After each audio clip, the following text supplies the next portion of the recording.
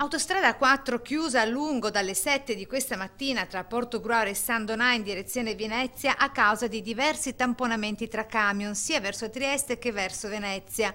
Due i feriti particolarmente gravi, si tratta di due camionisti ricoverati all'ospedale di Mestre, per i quali si è alzato in volo anche il soccorso del 118, camionisti estratti dai rispettivi tir dai vigili del fuoco con grande difficoltà, dopo essere rimasti entrambi incastrati nell'abitacolo in seguito al forte urto. Ferito anche un terzo camionista, ricoverato invece a San Donà.